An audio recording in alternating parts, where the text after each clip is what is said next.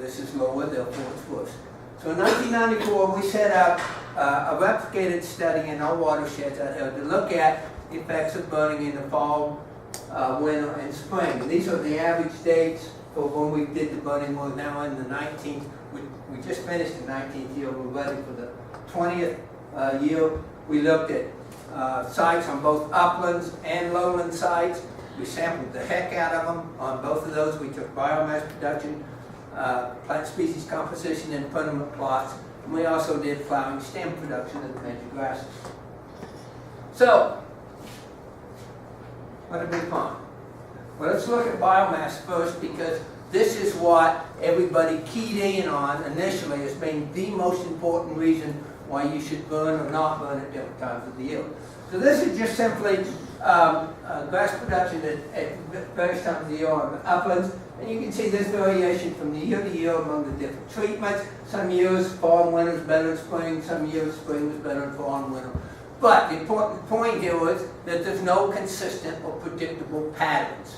It's just a variation from year to year. And if you look at it, in most years, there was no difference at all. In most years, they were almost identical biomass. This is grass production on this. And even last year in the drought, no difference at all between any of the treatments. Now, I didn't put any statistical stuff on here because just all those letters clutters everything up. This dotted line is the average grass production for late spring burning, which is about 3,300 pounds per acre. So this kind of gives you an indication of good years and bad years. But when it was a good year for some, it was a good year for no matter what the treatment was. Generally, it was a bad year for one burn treatment, it's a bad year for others. A few things stand out. This year says, wow, it's really great, high biomass production. And I talk more about it in a minute or two, but I can tell you right now, though, that this year had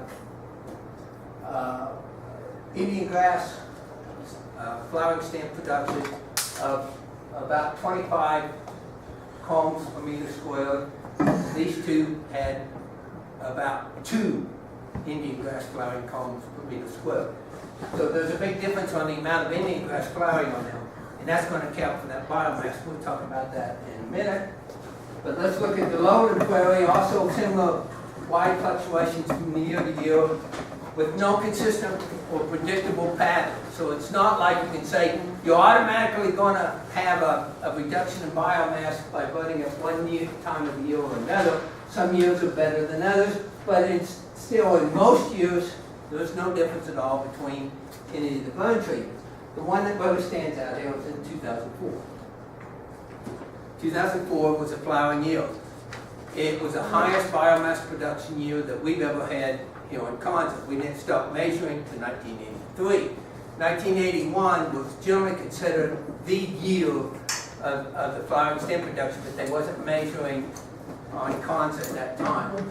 But this is over 7,000 pounds per acre. That's a lot of grass. So spring burning really stimulated the heck out of grass production in the lowland sites in 2004. It still was good in fall and winter, just not as good. So it said, what the heck was the difference between these two? This had 65 combs that were of Indian grass that was flowering per meter squared. 65 combs per meter squared. That is a lot. And these combs were 6, 7 foot tall. These had, on the average, 13 flowering combs of Indian grass. So it's obvious, and we'll see more later when we get into the plant species, that the spring burning really stimulates the heck out of Indian grass flowering. Now, there wasn't any difference between the big blue stem flowering, and we'll see that in a minute, but this Indian grass is what's accounting for this increased biomass production. So, let's look at the total averages for the 19 years for the uplands. And these are pounds per acre. No difference at all. Absolutely no difference at all in grass production between any of the burn treatments. And on lowland sites, absolutely no difference, not even close to being significant. Take home message, no difference in biomass production from burning at any time, in grass production. And now let's look at that flowering columns. And this is just the average. They vary widely from year to year. Last year was not a flowering year. We had like on average 1 flowering column per meter squared for Indian grass. So this is just the average of 19 years. There's very little difference in flowering of big blue stem between fall, winter, and springs. Very little difference between flowering of little blue stem between fall, winter, and spring. But if you look at what the average flowering is for Indian grass, almost 3 times as much average flowering of Indian grass from spring burning as in fall and winter burning. So you say, with all this extra flowering, that's a lot more biomass, because these flowering stems are the ones that stick up 6 foot tall, 7 foot tall. They're the ones that's lignified and poor forage quality. It's not stuff you really want, but it really, for an animal, but it really adds tremendously to the biomass production for that yield. So you say, well, if you had all this extra Indian grass flowering, why is it there was no difference in the total grass production?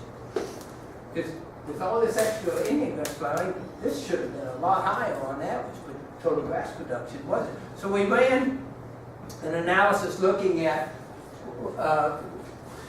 what we did. We took flowering stem productions, we counted them, so these are just the counts, and we also weighed them.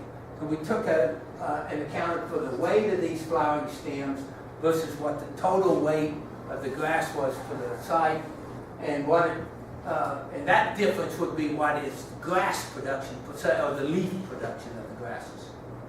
Leaf production of the grasses is much, much higher in fall and winter budding than in spring budding, and that's why we were able to account for no difference in total grass production when you had all this increased flowering from Indian grass. So, quite the opposite of what the traditional concept is. So let's look at forward biomass real quickly, and this is easy. Spring burning, lowered grass production, pretty consistent. Forward production, pretty consistent. Fall and winter were very, very similar in the amount of forward production on uplands and on lowlands. Similar in almost all years. Forward production was lowest in spring burned areas than in fall and winter burned areas. And then when we look at the 19-year average, we can see that it's about double for fall and winter burning compared to spring burning. And on lowlands, there's a heck of a lot more forward production than from fall and winter than on spring, and these are highly significant. So, bottom line is, spring burning gets your lowest forward production. Well, historically, they always said, well, that's good, but if animals are eating forwards, then it may not be so good. But what I wanted to do here was, historically, what they always did was compare it with the unburned prairie. Well, we didn't have any unburned prairie that we'd go out and mow and rake. What we did have was 20B. And so I wanted to compare it just to give you an idea of the grass production on 20B, which is long-term unburned, last been burned in 1991 wildfire. And I didn't have a replicate watershed for it. So these, I didn't run statistics on these are just raw numbers. That these are the two reps for each of these treatments, but only 1 rep for the unburned treatment. So what you can see is grass production for this unburned watershed is quite a bit lower than burning at any time of the year, which is exactly opposite of what historically they had said, in which unburned gives you the highest production. And particularly on lowlands, grass production was even lower. Even grass production on lowlands for the unburned was lower than on the uplands. And that was because there's so much woodies and forbs that started invading in here. The grass production was just zero. You look at the forb production, also just exploded under unburned conditions. Long-term unburned, much, much higher forb production than even the fall of winter. So I guess the take-home message on this is just because everything historically was compared with an unburned pasture, the unburned pasture, or unburned plot, was mowed and raked, and that is not unburned forever. It's totally different. So everything that they used as a basis historically is been biased in that direction. So basically from that, the standard line is given out. So if you burn early, you're going to lose biomass, 15% on average biomass production. This is standard K-State recommendations.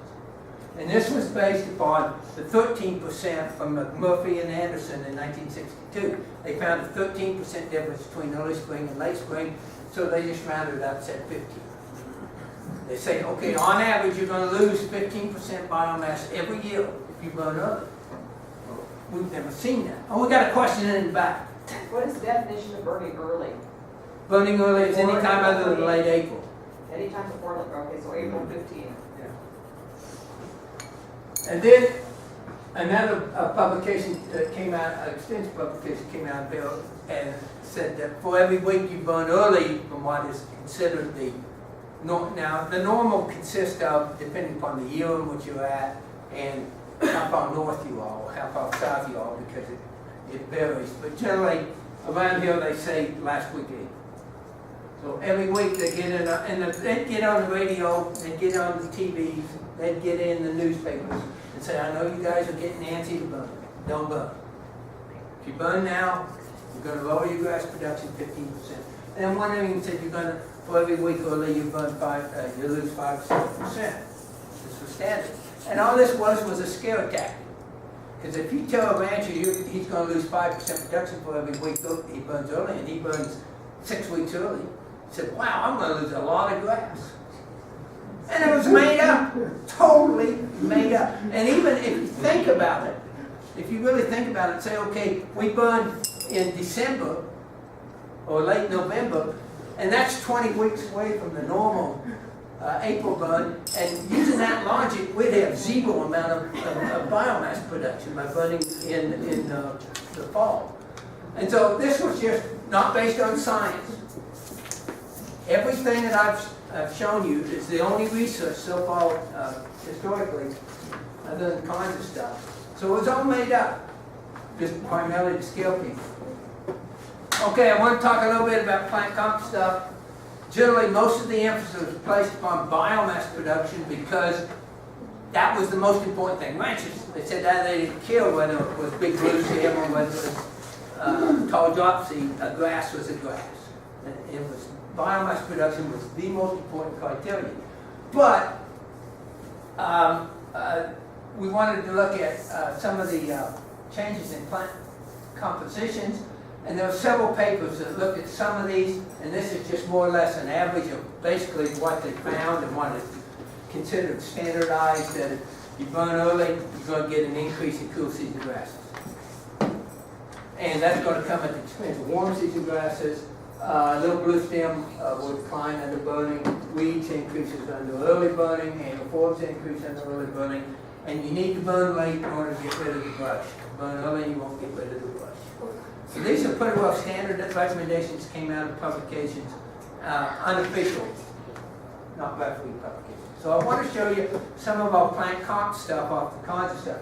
I got a lot of these comp slides, and I'm going to go through them pretty fast.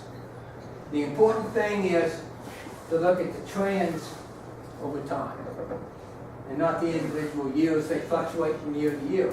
And sometimes they fluctuate depending on the site, and I try to point that out. Big blue stem increased under all burn treatments. On the upland sites, on the lowland sites, it increased under fall and spring burning. No change over time in the winter burning. But it also started out really, really high. That's a lot of big blue stem. But it just, it pretty well changed out. But, so the important thing is that it didn't decline under any of the burn treatments. And big blue stem is one of the key species that they want to see how it responds. So big blue stem, burn, increase in any time of year. Indian grass. On uplands, no change over time, fall and winter burning. An increase in time, significant increase in time over spring burning, and that is really accentuated on the lowland side.